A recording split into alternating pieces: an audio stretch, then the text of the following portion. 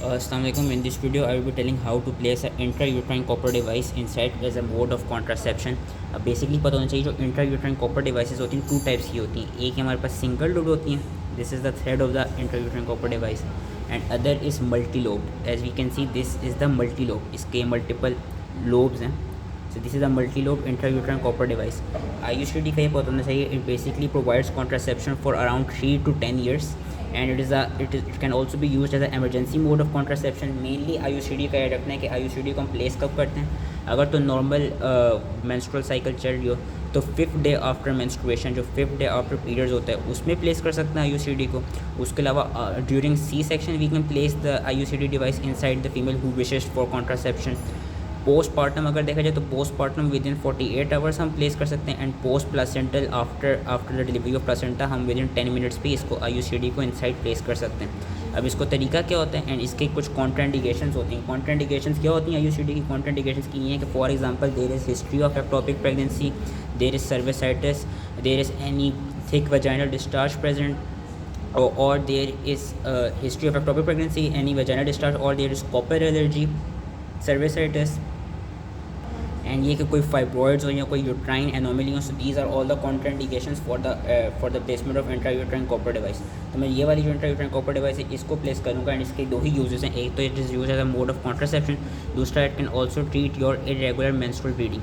अब हम करते कैसे हैं? सबसे पहले फीमेल आई हमारे पास, OPD में आई, आपने यही किया, उसको प्रॉपरली वो किया, अपना इंट्रोडक्शन कराया. इंट्रोडक्शन के बाद आपने कंसेंट की. कंसेंट के बाद आपने गुड लाइट सोर्स होनी चाहिए.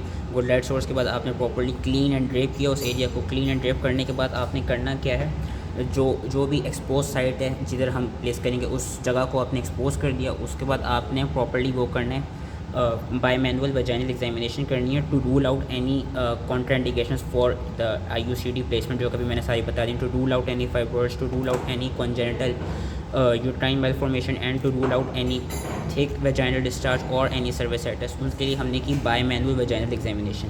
बाय मैनुअल वजाइनल एग्जामिनेशन करने के बाद what we would do, we would place the Cusco speculum. अब this model is not up to, this is the not your normal anatomical model. होता है क्या, normally जो कस्को स्पेकुलम है उसको हम ट्रांसवर्सली डालेंगे ताकि लेस पेन हो. ट्रांसवर्सली डाल के हम उसको फिर यूँ खोल देंगे एंड यूँ करके ओपन कर देंगे एंड लॉक कर देंगे. कस्को स्पेकुलम हमारे अंदर डल गया. जब हम कस्को स्पेकुलम डाल देंगे उसके बाद हमें क्या करना है, we need to use the vulsellum forceps to hold the anterior lip of cervix. As you can see this is the vulsellum forceps, we use it to hold on to the anterior lip of the cervix. जब हम ये कर रहे होंगे अब हमने करना क्या है, to assess the size of uterine cavity and also to basically assess the size of uterine cavity and to see whether uterus is present in your anteverted and anteflex position. We place the uterine sound. This instrument is known as uterine sound. As you can see ये वाला graded हुआ होता है, इसमें हमारे different centimetres के लिहाज से ये ग्रेडेड किया हुआ है. इसको हमने यूँ पेन की तरह होल्ड करना है, एंड पेन की तरह होल्ड करके हमने करना क्या, इसको ऐसे अंदर तक डालना है जब तक पूरी फंडस तक ना पहुंच जाए यूट्रस के.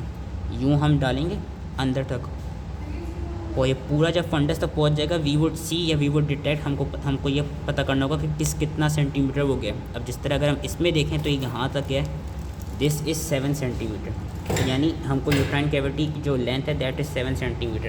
अब हमने करना क्या है, नॉर्मली होता ही है जो कॉपर टी डिवाइस होती है, I would be using this device, वो इसके साथ होती है. नॉर्मली क्या कहते हैं, जब हमने कॉपर टी डिवाइस को लोड करना होगा तो हम इसके अंदर थैले के अंदर ही लोड करते हैं ताकि स्टेरिलाइजेशन मेंटेन रहे. लेकिन अगर तो ऐसा हो कि हमारे हाथ ऑलरेडी स्टेरिलाइज्ड हुए में हमसे इसके अंदर शॉपर के अंदर प्रॉपर्ली नहीं हो रही, तो हम क्या कर सकते हैं, शॉपर के अंदर से इस डिवाइस को निकाला. अब हमने करना क्या, इसके अंदर कॉपर टी डिवाइस को डालना है, लोड करना है, जिसके दोनों धागे हैं उनको डालना है, and copper T device itself को हमने लोड करना है. तो ये डाल देते हैं हम अभी. ये इसमें अगर हम देखें ये इसके अंदर चले गए धागे, और धागे डालने के बाद अभी इसको इस तरह डाल के जो इसके विंग्स हैं कॉपर टी डिवाइस के, इनको भी अंदर होना चाहिए. यूँ करके ऐसे करके इसको पूरा अंदर तक लेके जाना है. ऑब्वियसली ये इस वाले मॉडल में सही से जा नहीं रहा, पर ये पूरा अंदर तक चला जाता है. ये हमने कॉपर टी डिवाइस को लोड कर दिया. और लोड करने के साथ ये किया था, मैंने अभी दिखाया था, हमने जो यूट्राइन साउंड थी, यूट्राइन साउंड पे वी सॉ के जो लेंथ ऑफ द फंडस वो 7 सेंटीमीटर. तो अब शॉपर के अंदर ही या शॉपर के बाहर ही this is also you can see कि ये ग्रेडेड हुई है।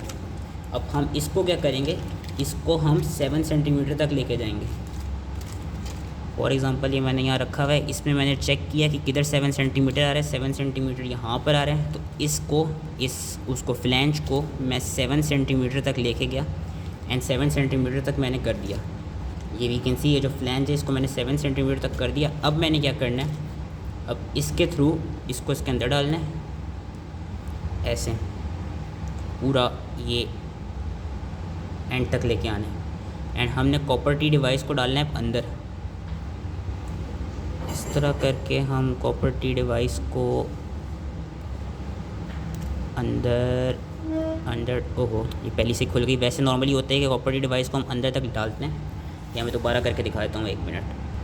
क्योंकि ये हमने कॉपर टी डिवाइस को अंदर डालना है। करना क्या, जो ये वाला पार्ट है जिसके अंदर इसको बेसिकली लोड किया हुआ है, इसको पुल करना है, यूँ करके पुल करना है। जैसे ही हम इसको ऐसे पुल करेंगे, ये देखेंगे इस तरह करके कॉपर टी की डिवाइस खुल जाएगी एंड हमने आराम से इन दोनों को ऐसे करके रिमूव कर देना है। थ्रेड बाहर तक आएगा, ये जो थ्रेड है, थ्रेड को क्या करना है, जितना भी थ्रेड बाहर आ रहा होगा उसको आपने सीधे से कट कर देना है। एंड ये जो अब since this is not a normal anatomical your normal anatomical position में नहीं बना हुआ, नॉर्मली होगा क्या कि ये जो कॉपर टी डिवाइस है ये इस तरह करके यहाँ पे या ये यहाँ पे आके ऐसे करके स्टक कर जाएगी। And now this will provide contraception for up to 3 to 10 years.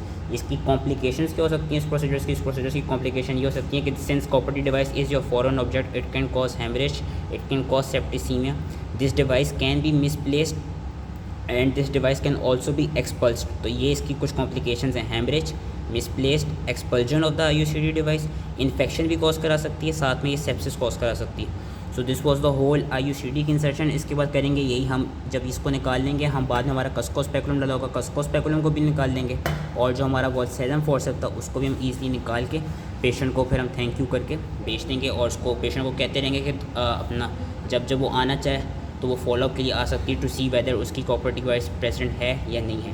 तो these were the complication of copper T, this is how you place the IUCD। I hope ये समझ में आ गया हो। Thank you.